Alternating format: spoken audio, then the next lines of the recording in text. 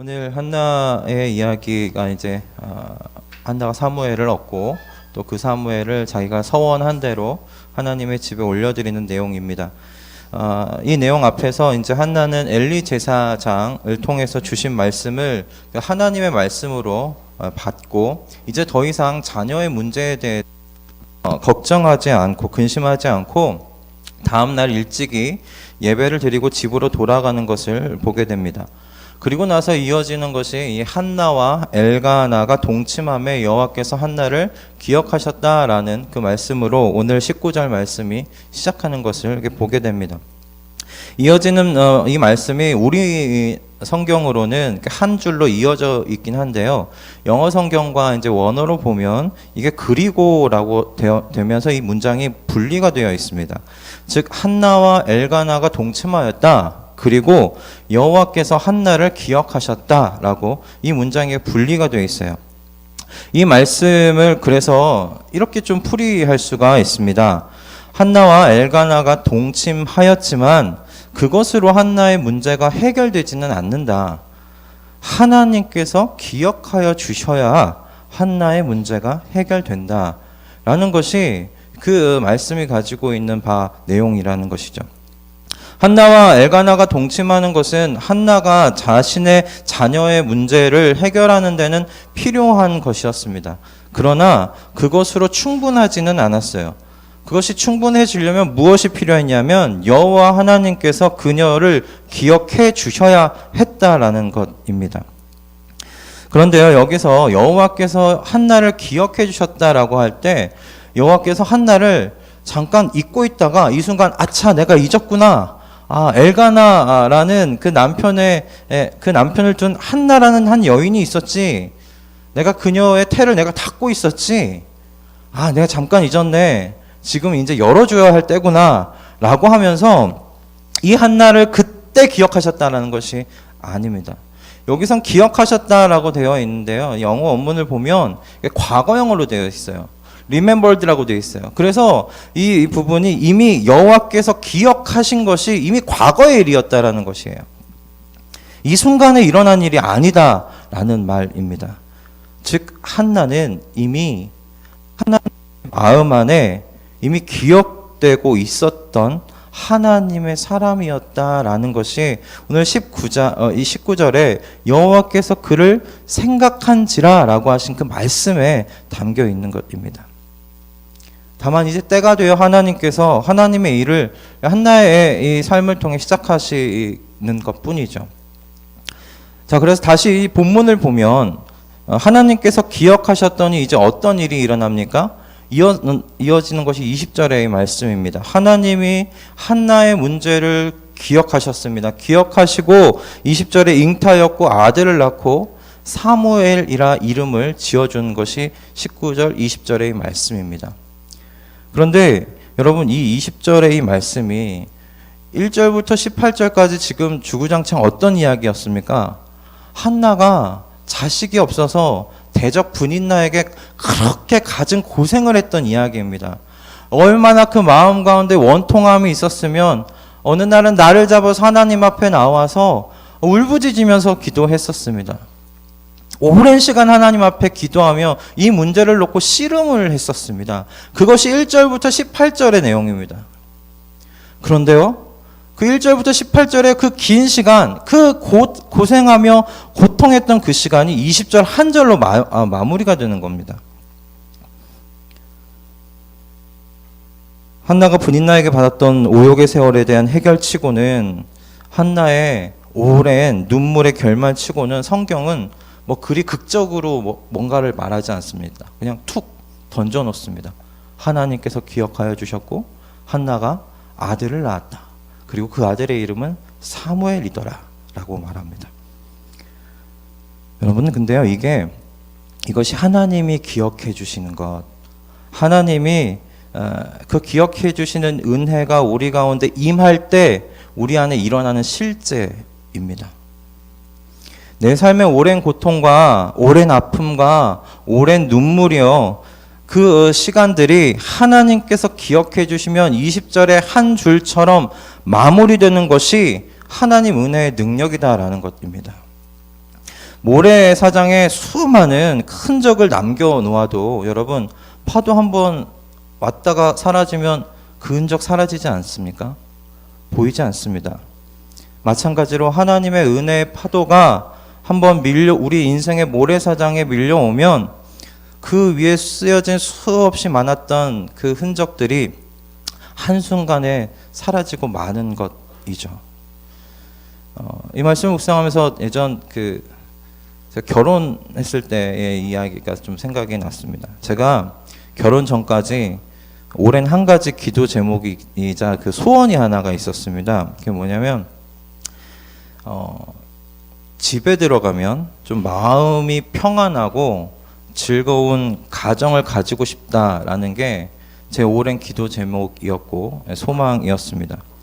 어린 시절부터 이제 뭔가 상황을 파악할 수 있는 그 나이 때부터 30대 결혼하기 전까지 제게 집은 행복한 곳이 아니었습니다.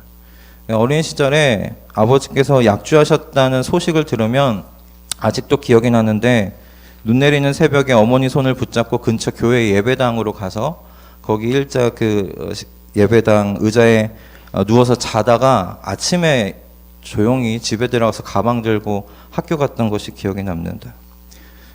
제게 집은 피하고 싶은 곳이었습니다. 그래서 제게 다른 것은 많이 이렇게 뭔가 부족하다는 느낀 적이 없었습니다. 그런데 다른 친구들의 집에 가서 정말 다른 부모님과 오손도손 사는 모습을 보면 그렇게 부러울 수가 없었습니다.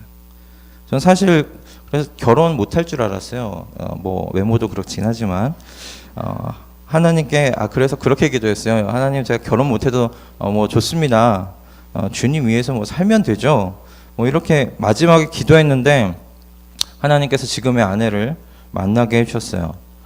그리고 고백하는 건 과거 30년의 세월이 기억나지 않을 만큼 행복한 집을 주셨다라는 것입니다. 오늘 본문의 표현을 빌리자면 하나님께서 기억해 주셨어요. 36년 만에 기억해 주셨어요. 제 인생의 모래사장 위에 쓰였던 36년의 흔적이 하나님의 기억하심 한 번에 상쇄되는 것을 경험하고 있습니다. 여러분, 그리스도인의 복됨이 무엇입니까?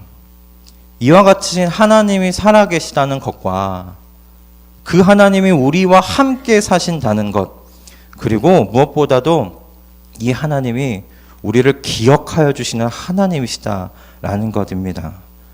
여러분, 그러니 이 유일하신 하나님을 모시고 사시기 바랍니다.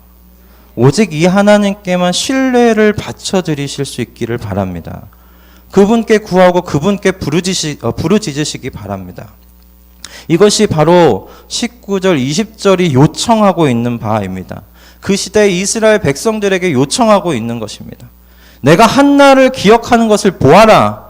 그녀의 인생을 구한 것을 보아라. 너희는 내가 애굽에서 기억하여서 내가 약속한 이 땅 가나안 땅에 들여놓은 내 백성들이 아니냐. 그러니 너희가 이제는 다시금 기억하고 너희를 기억하여 구원해낸 나 여호와 하나님께 부르짖어라. 나를 신뢰해라. 나를 다시금 찾아라. 라고 말씀해 오고 계시는 것입니다. 그래서 그 시대의 이 이스라엘 백성들에게 이 한나와 엘가나의 이야기를 통하여서 헛된 우상에게 가지 말고 너희가 부르짖으면 기억하여 구원해내는 나를 신뢰하고 내게 구하라고 하나님께서 이스라엘 백성들에게 한나의 이야기를 통해 요청하고 계시다라는 것입니다. 여러분, 이 요청은 시대와 장소를 뛰어넘어 오늘 저와 여러분에게도 하나님께서 동일하게 말씀하시는 요청이라 믿습니다.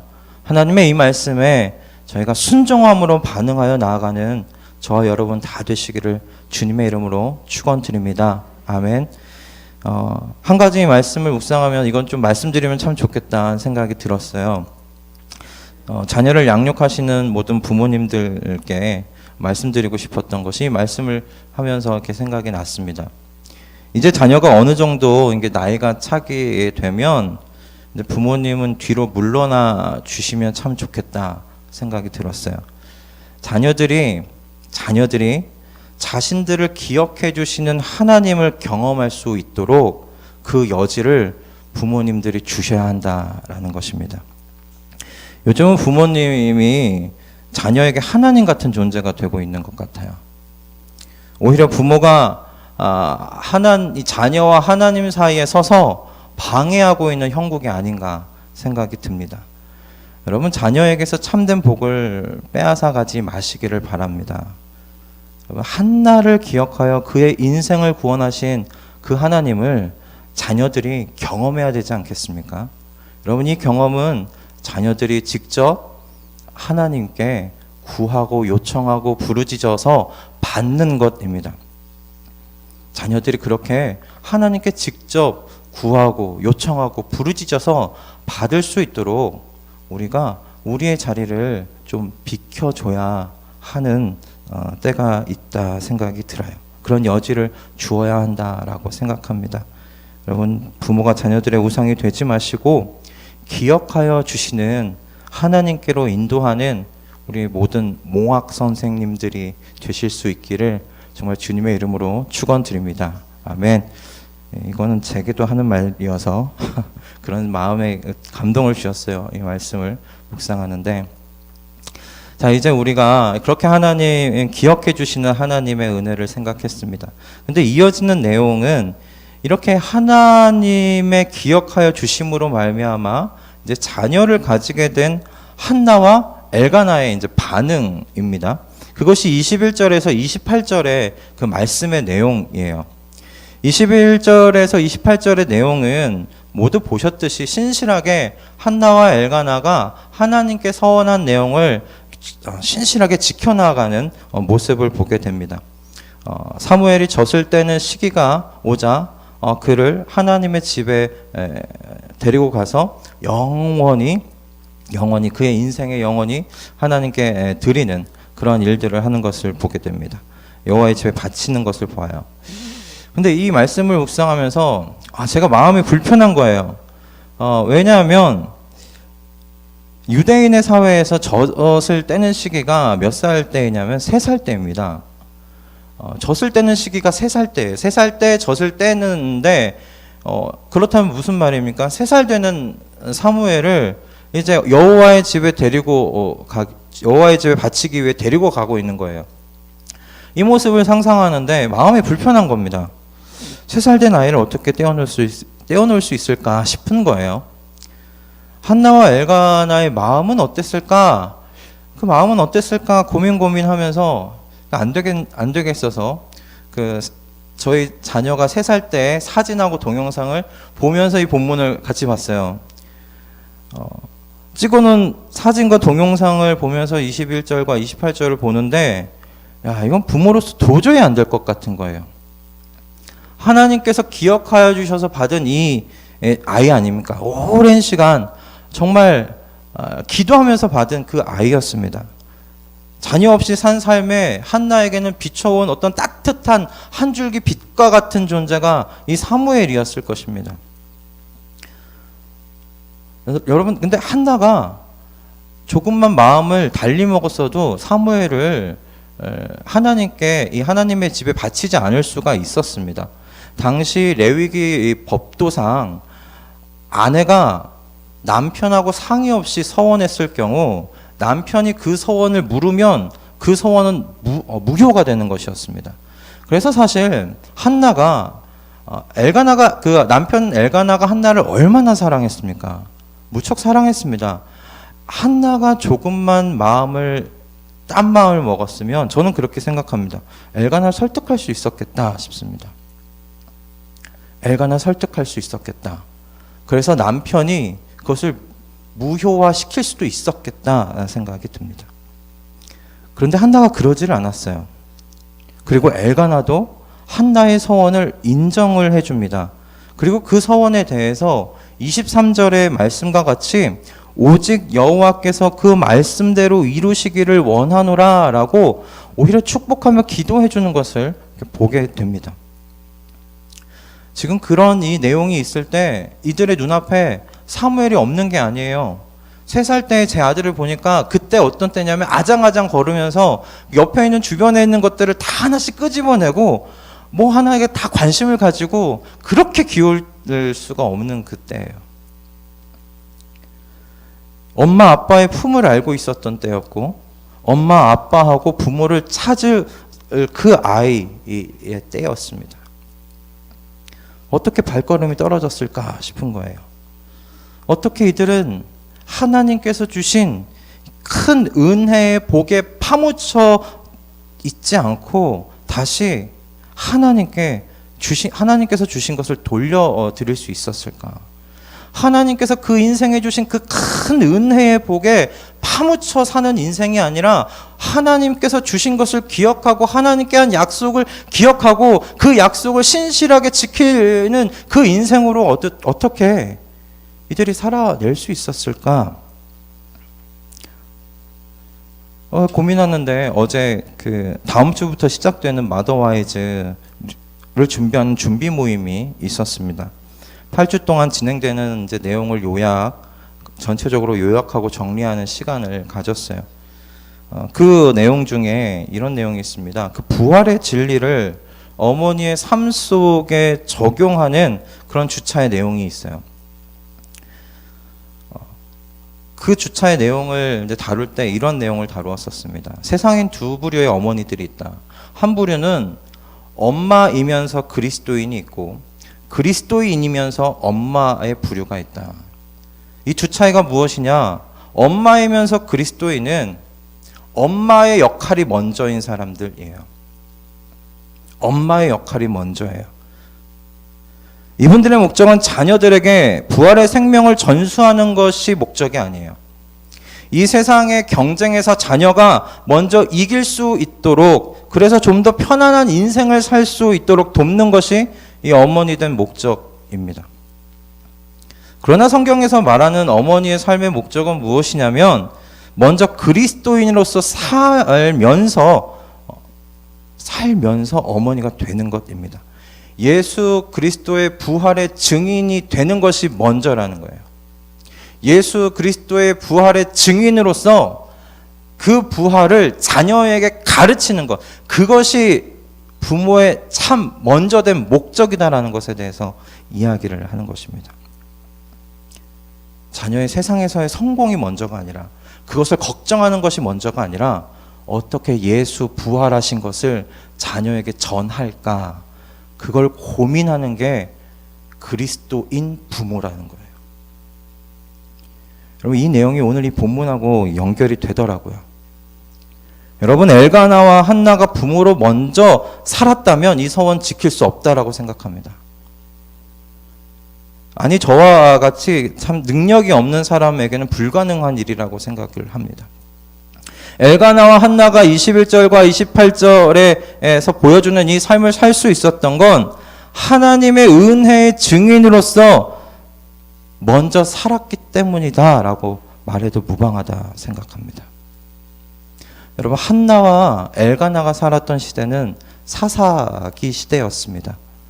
그때 그 시대에 대한 내용이 무엇이었냐면 왕이 없으므로 자신들의 소견에 옳은 대로 살았더라라고 한 것이 한나와 엘가나가 살고 있었던 시대에 대한 평가였습니다.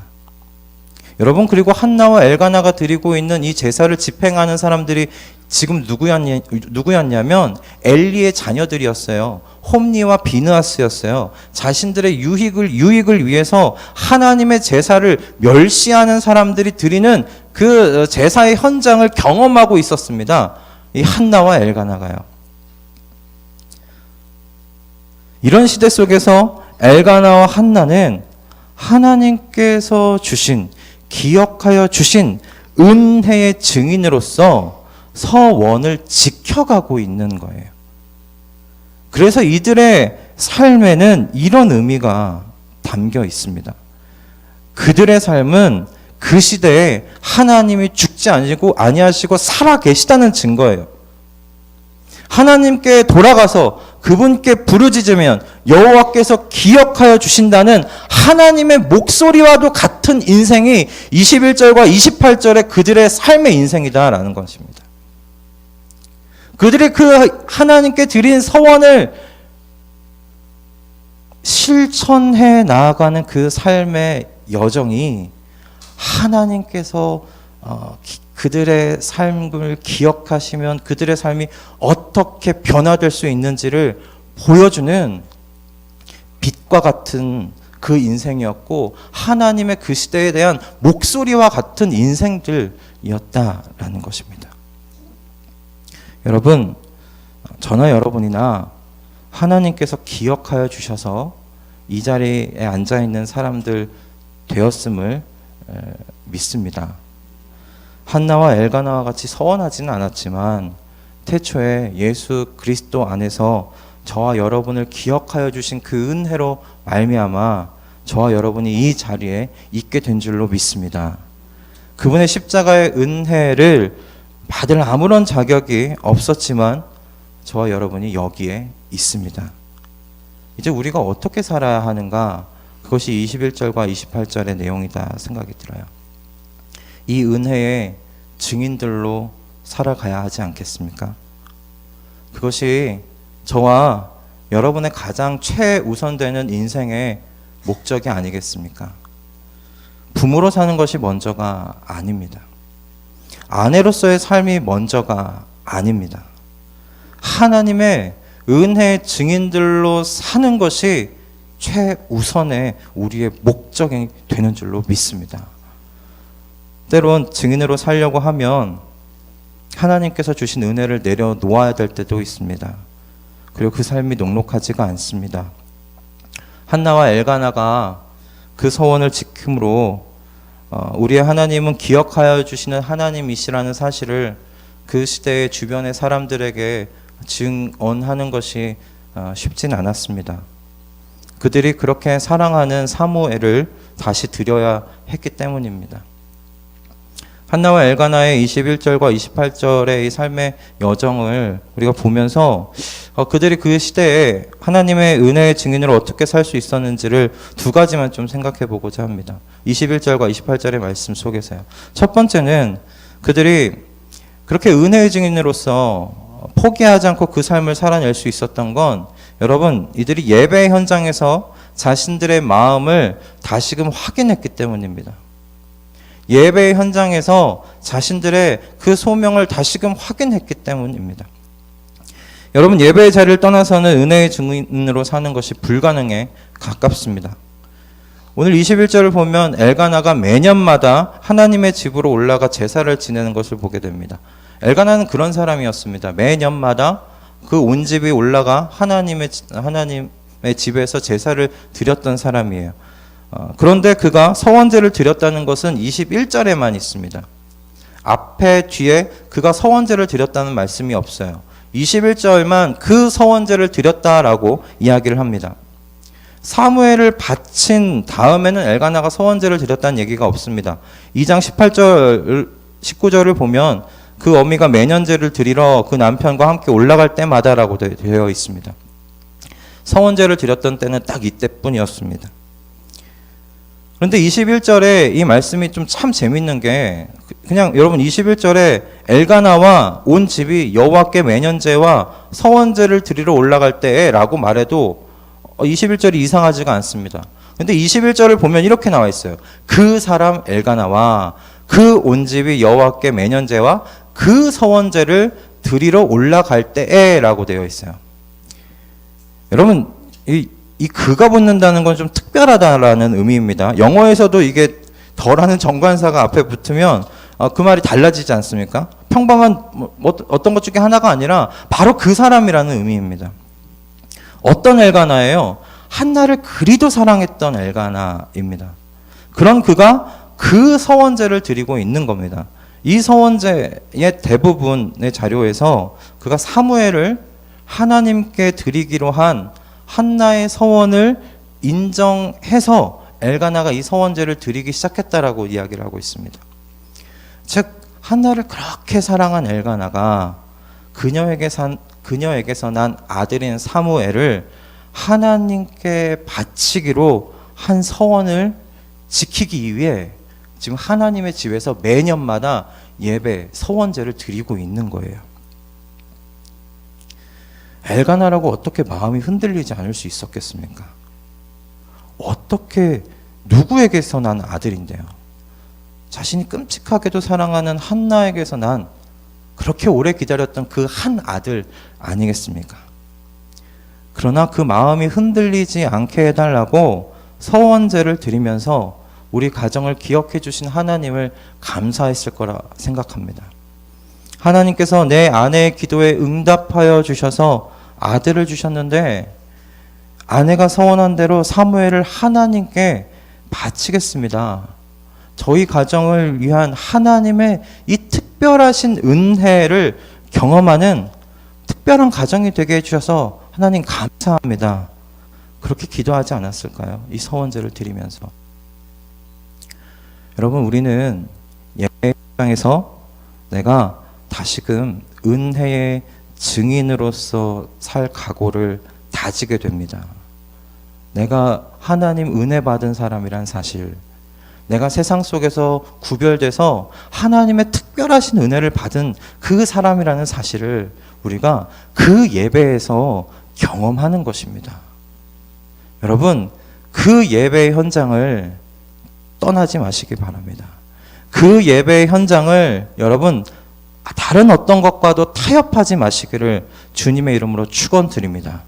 그 예배를 지켜야 우리가 은혜의 증인으로 살아갈 수가 있습니다. 우리가 그렇게 하나님 은혜의 증인으로서 살아내어서 이 시대에 정말 하나님 살아계시다는 목소리의 삶을 우리가 살 수 있었으면 합니다. 하나님, 우리가 하나님께 그 같은 소원으로 하나님 앞에 나아가시는 저와 여러분 되기를 주님의 이름으로 축원드립니다. 아멘. 마지막으로 두 번째 볼 것은 이 21절과 28절 안에서 우리가 하나님의 은혜의 증인으로 살려면 우리가 무엇을 좀 실천을 해야 하는가? 공동체 안에서 여러분 받은 은혜를 확인하고 나누셔야 됩니다. 공동체 안에 있어야 합니다. 먼저 공동체 안에서 증인으로서의 삶을 여러분 훈련하셔야 돼요. 한나가 24절과 25절을 보면 이제 사무엘이 젖을 뗄 나이가 됐습니다. 그리고 젖을 뗐어요. 그러자 사무엘을 이제 챙겨서 여호와의 집으로 올라가는 것을 우리가 24절을 보게 됩니다.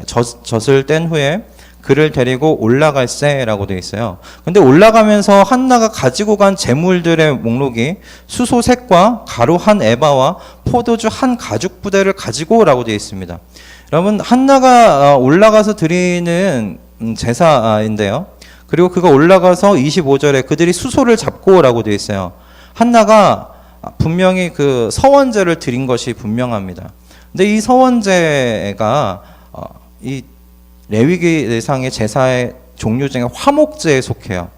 화목제라는 것에 속하는데 이 화목제 중에 서원한 것에 대한 제사를 드릴 때는 수소 한 마리와 가루 한 웅큼과 그리고 포도주 한 흰 정도면 되었습니다. 그런데 지금 가지고 가는 것은 3배에 해당하는 거예요. 3배에 해당하는 것. 3배에 해당하는 이 재물을 가지고 올라가는데 당시의 화목제가 어떤 성격이었냐면 여러분, 오늘 화목제를 드렸으면 여러분 오늘 그 화목 재물을 다 먹어야 했습니다. 여러분이 가족과 함께 갔다면 여러분이 드린 한 양을 화목 제물로 드렸어요. 그러면 그 가족이 그 한 양을 그날에 다 먹었어야 됩니다. 그것이 화목 제사의 명령이었어요. 그렇기 때문에 여러분 화목 제물로 소를 바칠 때 그거 소 한 가정이 다 먹을 수 있습니까? 그날에? 못 먹어요. 그래서 그 화목 제사를 드릴 때는 어떻게 되냐면 그 주변에 있는 사람들과 함께 나누어 먹어야 가능한 거예요. 우리 가정으로만 도저히 그 말씀을 지킬 수가 없어요. 그래서 주변에 있는 사람들을 초청합니다. 그래서 같이 나누어 먹자는 거죠. 제가 이 말씀을 지킬 수 있도록 같이 나누어 먹읍시다 하는 거예요.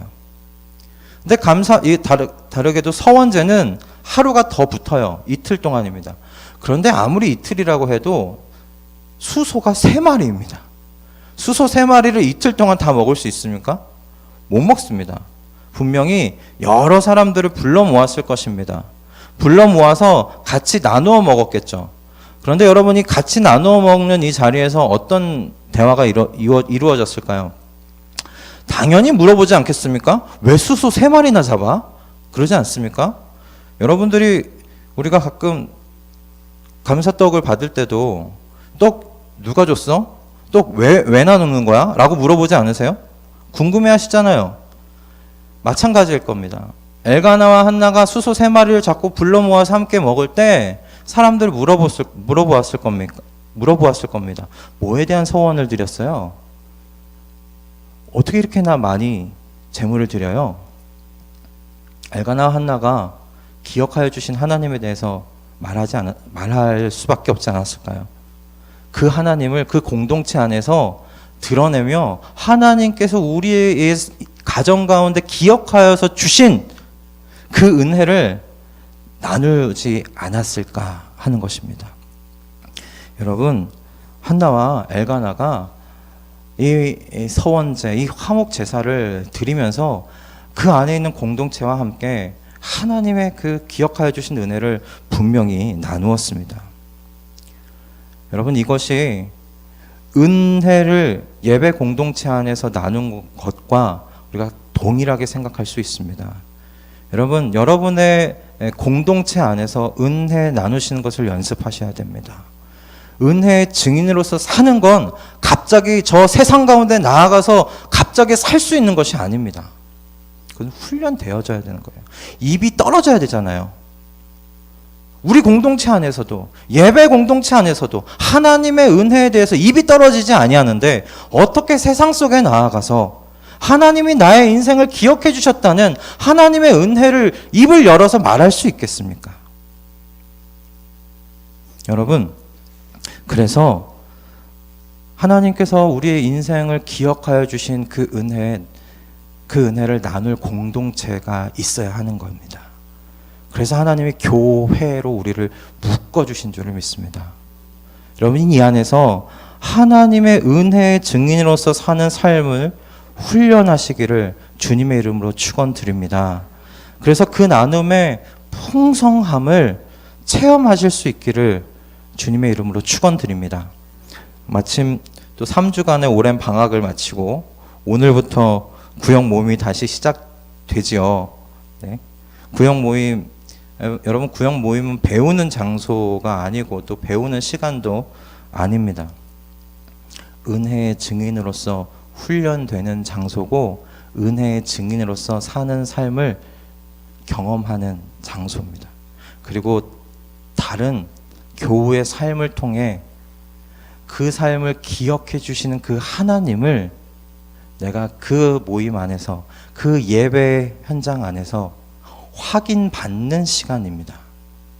여러분, 그렇게 구역의 여러분의 모임 안에서, 그 예배의 모임 안에서 하나님 은혜의 증인으로서 훈련되어지고 준비되어져서 여러분의 세상 속의 삶 속에 하나님의 기억해 주신 은혜를 말하고 증언하며 살아내시는 저와 여러분 다 되기를 주님의 이름으로 축원드립니다. 아멘. 네, 말씀을 정리하겠습니다. 오늘 한나의 이야기를 통해 우리는 하나님께서는 기억해 주신 하나님이시다라는 사실을 생각했습니다. 하나님께서 기억해 주시면 모래사장의 모든 흔적이 파도 한 번에 사라지는 것과 같이 우리 인생의 모든 슬픔과 눈물과 수많은 아픈 그 사연들을 한 번에 사라지게 해주시는 은혜의 능력, 그 은혜의 능력이 기억해 주시는 하나님 안에 있음을 저희가 함께 살펴보았습니다. 여러분, 이 기억해 주시는 하나님 한 분만 신뢰하는 저와 여러분 되길 바랍니다. 그분께만 부르짖으며 그분께만 충성을 바치는 저와 여러분 되기를 정말 주님의 이름으로 축원드립니다. 그렇게 우리가 은혜의 증인으로서 내려 할 때 우리가 두 가지만 생각했습니다. 본문에서 두 가지만 생각했어요. 하나, 예배 자리를 우리가 타협해서는 안 됩니다. 예배에서 우리는 하나님의 은혜의 증인됨을 확인받습니다. 그 은혜를 받는 예배 그 현장을 여러분 포기하거나 타협하지 마시기 바랍니다. 두 번째는 공동체 안에서 하나님 은혜의 증인으로서 사는 삶을 훈련하시라라고 같이 함께 나누었습니다. 공동체 안에 계셔야 돼요. 공동체 안에서 하나님께서 나를 기억하여 주신 그 은혜를 입을 열어서 떠듬이라도 말해 보는 것을 그 안에서 여러분 실천해 보셔야 됩니다. 그래야 세상 속에서 하나님이 나를 기억해 주시는 살아계신 그 하나님이라는 사실을 세상 속에 말하는 하나님의 목소리로서의 삶을 우리가 살아낼 수 있는 줄로 믿습니다. 우리가 그와 같은 삶을 소망하고 그와 같은 삶을 하나님께 살게 해달라고 기도하며 나아가시는 이 아침 되기를 주님의 이름으로 축원드립니다. 아멘. 기도하겠습니다.